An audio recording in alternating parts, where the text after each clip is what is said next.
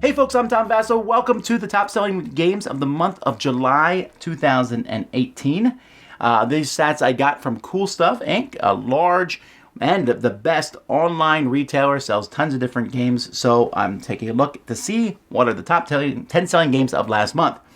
Number 10, The Fox in the Forest. This is a two-player game. I've not played this one yet, but I've heard a lot of good things about it, and it's really getting some decent buzz.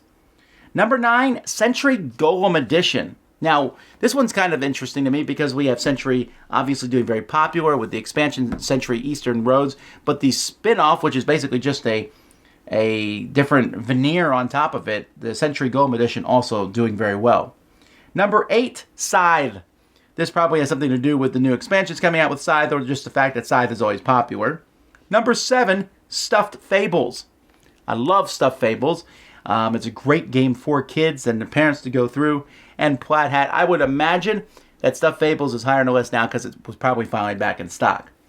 Number 6, we were talking about Century Spice Road. This is the original Century game. Century Golem Edition is basically just a retheming of it.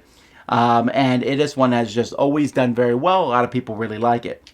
Number 5, Choose Your Own Adventure. I would not be surprised if we see this one in the top for a while. This one seems to be doing really well. It's based on nostalgia, obviously, playing through those Choose Your Own Adventure books, but it's also just a great little adventure game. I've been playing it with my kids, and we enjoy it.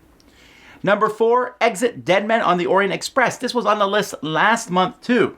There was a lot of escape room in a box type games on the last list. This is the only one that's made it over again, so go figure, but this is easily the best one. Number 3, Century Eastern Wonders. That's pretty impressive. Was on the list last year. So that's 3 of these Century games that have made the top 10 list this month. Number 2, back up from number 6 last month, is Azul. Huzzah! Azul just continues to sell and sell and sell and sell. And number 1, again, 2 months in a row, Gloomhaven. This game is crazy. They just announced that it sold like 160,000 copies total.